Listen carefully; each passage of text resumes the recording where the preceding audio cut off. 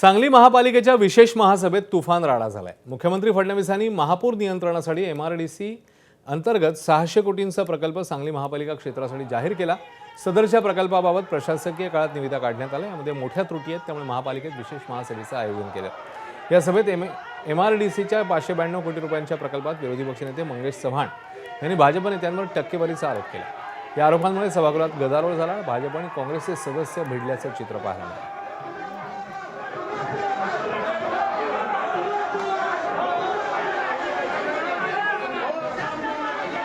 सर्व त्रुटी त्यात काय राहिल्या असतील तर त्या त्रुटी पूर्ण करून त्याची वर्क ऑर्डर देण्याचे आदेश आज आयुक्त महापात्रा मॅडम यांना आम्ही दिलेले आहे। त्या पद्धतीचाच आम्ही ठराव येत्या काही दिवसात करून देणार आहे।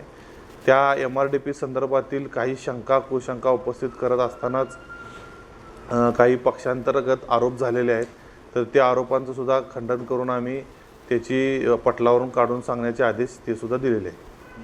प्रशासन कुठं चुकलंय, कोणत्या प्रकारच्या चुका प्रशासनाकडून झाल्या आहेत, ह्यावर चर्चा होत असताना विरोधी पक्षनेता म्हणून आम्ही सभागृहात मुद्दे मांडत असताना काही भाजपच्या नगरसेवकांनी गोंधळ घालण्याचा प्रयत्न केला। तर ह्या मागचा हेतू हाच होता की गोंधळ घालायचं आणि सभा कुठं तर गुंडाळायची आणि कसा चुकीच्या पद्धतीनं आणलेला प्रस्ताव, चुकीच्या पद्धतीनं एमआरडीपीचा आणलेला हा प्रकल्प सभा गुंडाळून पुढे नेण्याचा प्रयत्न आज भाजपचा आम्ही काँग्रेस पक्षाच्या वतीनं हाणून पाडला आहे।